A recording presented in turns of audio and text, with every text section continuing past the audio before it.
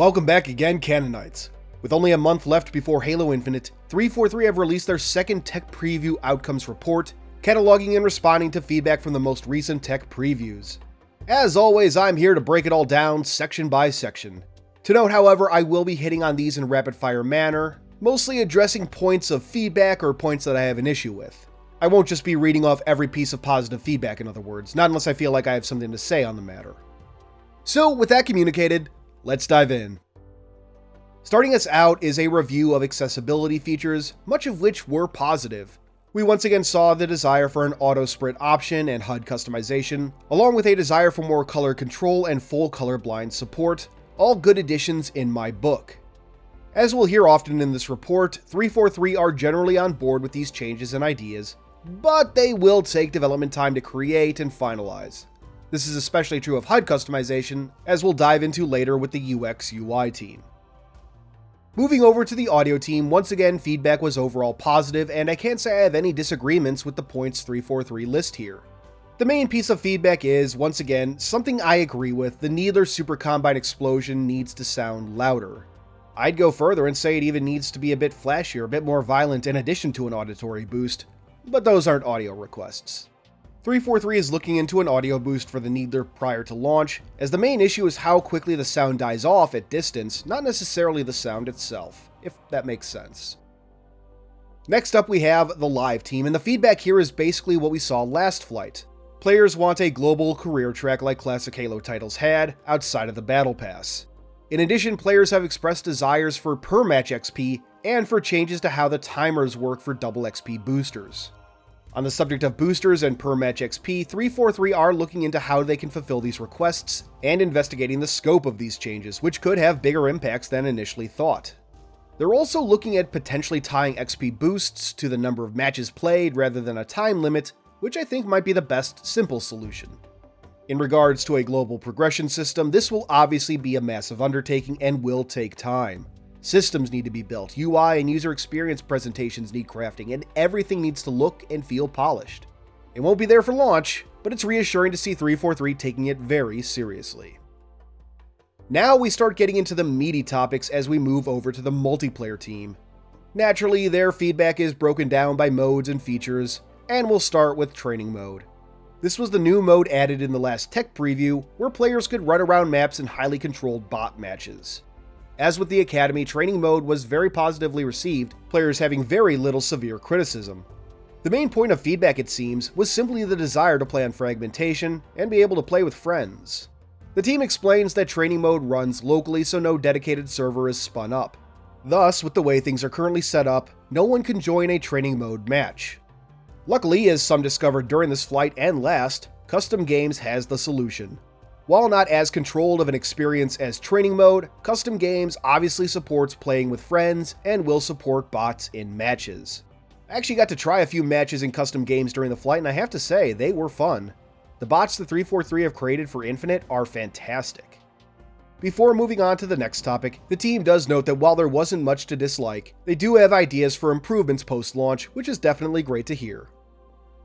Next up, we talk about the radar. There was a lot of feedback after the first flight, prompting 343 to ditch the ability tracker style radar first pioneered in Halo 5, and return to the classic motion sensor it's traditionally been, much to most people's delight. The main point of feedback this time was that the radar felt too small, especially in BTB, and I couldn't agree more. Unfortunately, while 343 are looking to increase the radar's range to 22 meters for BTB shortly after launch, there will be no change for Arena. Why did we ever move away from the traditional 25-meter radar? It was fine. Can we go back to that, please? After that, we dive into the Arena, and naturally, everyone loved Behemoth. 343 say that some consider it an instant classic, and I'm glad to count myself among those folk. Behemoth is just a beautiful, perfect map. Now, on to actual feedback. First up, we have how many melees it takes to kill with the flag. In the recent flight, it took 2 hits to kill, much to the displeasure of many. Still, a significant number of people also appreciate this tuning. As such, 343 are going to stick with the 2-hit kill for launch. The flag melee is quicker than any weapon melee, so that's a positive at least, but I have to voice my disagreement with this decision. Especially if the flag carrier isn't going to be armed, the flag should kill in 1 hit like it traditionally did. It was just more fun that way. And little side rant here, I feel that stuff like the smaller radar range and 2-hit melee with objectives is endemic of this weird move to make Halo all around more competitive, which I just don't get. The 1-hit flag melee was fine, the 25-meter radar was fine, the game was fun, and that was enough. I just want Halo to be fun. It doesn't need to be hyper-competitive all the time. I might be blowing this out of proportion, but I can't stay silent about it, especially not now that ranked and competitive will be one and the same, which yes, is a first for Halo. Okay, on to the rest of the feedback. Some players were also confused about the flag visibility rules, i.e., what conditions made you visible to the enemy. 343 are largely going to leave things the way they are for launch to make sure the issues people are experiencing aren't simply due to a lack of familiarity. I can't say it took me a few games to get used to the new flag visibility rules during the flight, and I think most people will pick up on what's what quickly enough. Lastly, for this section, 343 addressed the bug that allowed vehicles to push flags around, and the short version is that it's fixed for launch. While I'm definitely glad that bug won't be present in matchmaking, I wouldn't mind if it were an option for custom games. Like, I could imagine a game type built around pushing a flag or other objective with a vehicle. I don't know, but again, I think it sounds fun for custom games. Am I alone on that? Next, we move over to feedback concerning the new big team battle, and a lot of it lines up with my own feedback. Loved fragmentation overall, the loot caves were great, the pelican drops were badass, etc. The two main points of criticism line up with my own thoughts as well. First, power vehicles need to spawn much sooner, they take way too long to spawn. 343 notes in here that they aren't planning to change anything for launch at the moment, believing, quote, the progression of power as better and better vehicles spawn in allows for the end of matches to feel like bigger moments. While I'm sure some feedback 343 got concerned the progression of power, I think this glosses over a much bigger issue. As I noted in my own feedback video, in the 12-ish hours of playing during the BTB weekend, I never once saw a Scorpion tank, let alone got to drive one or just even watch one in action. This should not happen.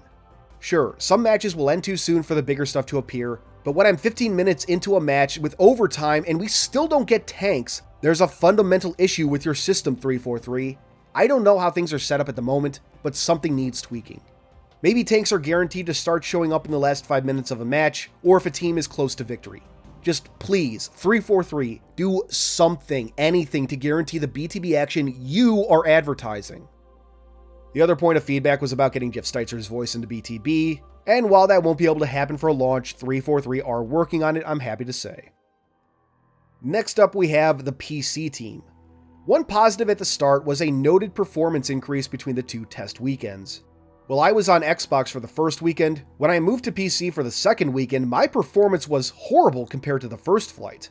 I could barely maintain 60 frames per second, as some of you who watched my BTB stream might recall. It just looked awful.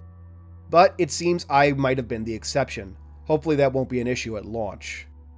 Moving over to feedback though, one desire was for exclusive full screen support, which is basically when a game takes full control of your screen and allocates the resources of your graphics card.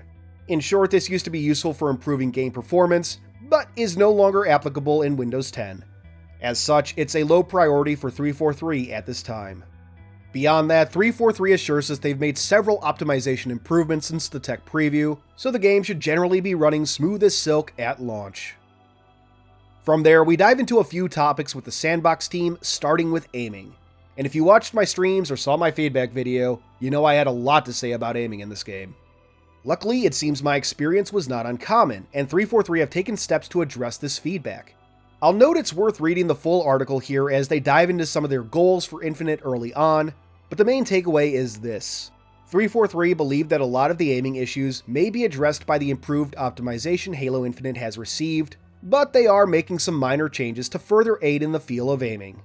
Specifically, 343 have increased the cone angle for aim assist on many of the weapons. This doesn't change the strength or stickiness of aim assist, it just means that aim assist will kick in slightly sooner, which sounds like a solid approach to me.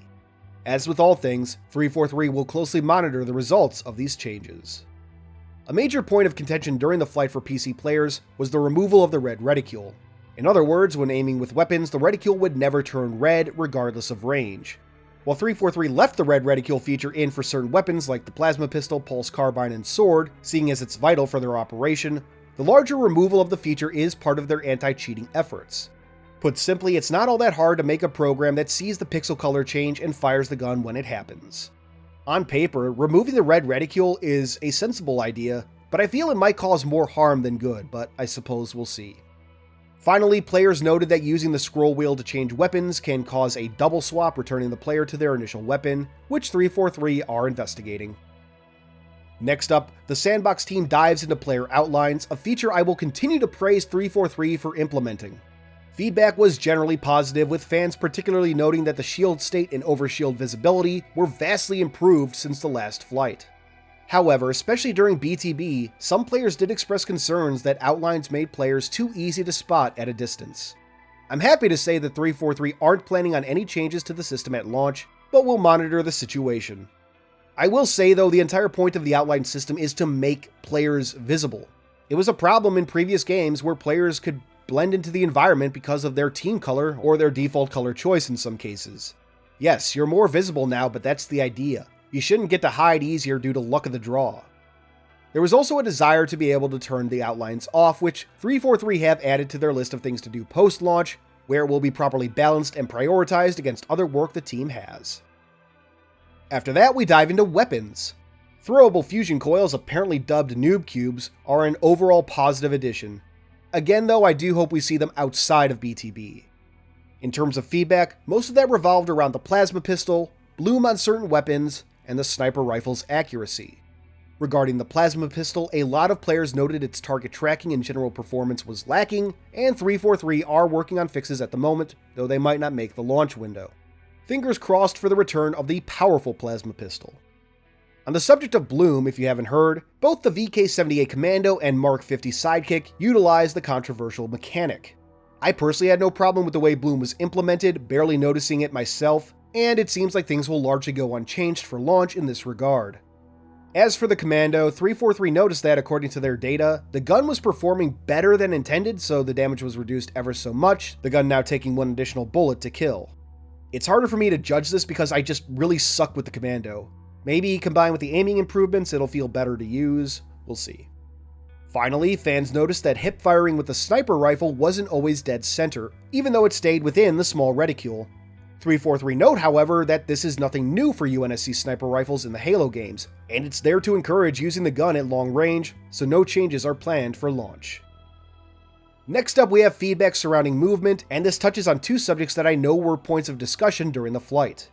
First up is knockback physics, basically how far you get sent flying by grenades or gravity hammers or the like. 343 are looking to up the default physics settings to bring back the classic moments Halo fans love, but it might not happen for launch.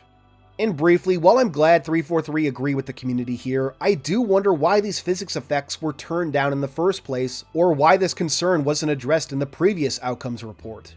This same feedback was provided during the first flight as well. Anyway though, the other topic 343 addresses is player collision, and I'm happy to say that it will remain off for launch. While player collision can make for some fun moments, I have to agree with 343 that they can lead to more frustration than fun. Player collision should probably be on in competitive, but for general multiplayer, I'm glad it'll remain off. Moving over to equipment, we have much the same feedback as before, particularly with the desire for the drop wall to be more defensive. Not too dissimilar from before, 343 aren't ready to commit to major changes, planning to leave the drop wall as is for launch.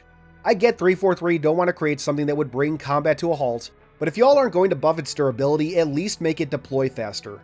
It's a wall, it's going to be used defensively 99% of the time, and in Slayer that means it's largely going to be used reactively. And 343, if you really don't want to change it, maybe just remove the drop wall from Slayer altogether. At the moment, when I pick up a drop wall in Slayer, all I think is, I need to find something useful. The drop wall is great in objective game types, I think, but in Slayer, it's kind of a third wheel. Additionally, there was feedback on the threat sensor, people finding its range and duration to be underwhelming. 343 will also not be making any changes for launch, planning instead to see how the meta around it develops first. In this regard, I find myself agreeing. The threat sensor is a great idea, but one that requires a careful balance. We close out the Sandbox team section of this article with a look at vehicles. Once again, a lot to love, but some feedback was provided. Some fans felt the Ghost did too much damage, I can't say I agree with that, and was too tough, and 343 are examining how they can effectively reduce the Ghost's durability, or the protection it provides the driver. The Banshee didn't feel all that powerful in the flight according to the feedback provided, and the team is exploring an increase in durability and upping the effectiveness of the Banshee bomb. Finally, there were some issues reported with the Scorpion, people saying it felt unintuitive, which 343 are investigating as well. Many of these changes and fixes will come post-launch, however, since the team is largely focused on closing out bugs. I wish I could provide more feedback on this front, but I only ever got to use the Warthog and Ghost. Closing out this outcomes report is the User Experience and User Interface, or UXUI team. And there are a few topics to address here. Of course, we once again have a noted desire to be able to customize the HUD, along with a desire to see both grenade types one has at the same time. The team has an update planned for the future that will address the size and layout of the HUD, including making both of a player's grenade types visible in multiplayer. The update will also include settings to adjust inventory layout, which I'm sure many fans are happy to hear. Another big issue raised during the flight was confusion on how to mute players, as it required far more steps than previous titles. Fans also noted that they weren't properly being informed of why they were being banned and for how long. The UXUI team is working with the live team to address these issues. With that though, this outcomes report for the second and final pre-launch Halo Infinite tech preview comes to a close.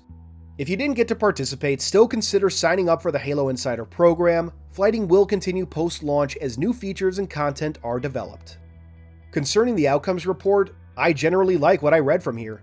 As noted, I certainly have my disagreements, both with the community feedback and 343 at times, but it's clear that 343 is hearing the majority of our feedback and taking measured responses to it.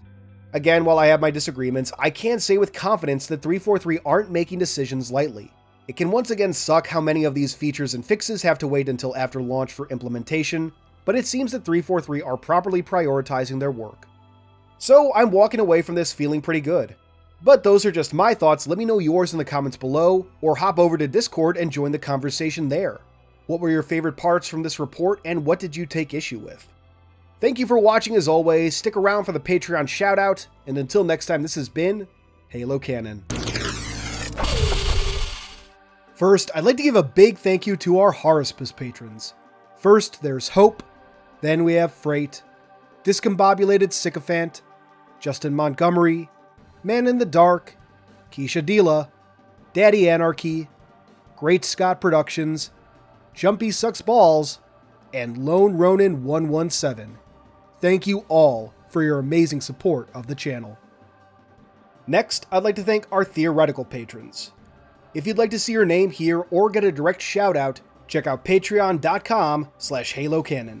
You can simply support the channel or get additional benefits, such as behind-the-scenes materials, including raw audio for upcoming videos, or even shoutouts like this. All patrons now get early access to certain videos as well, and more benefits are to come. However, your continued viewership is more than enough for me. If you enjoyed this video, please consider giving it a thumbs up, and maybe even subscribing to the channel if you haven't already. If you really enjoy this, turn on that notification bell so you can be among the first to see new videos when they release. But for all my fellow Canonites, keep on being awesome.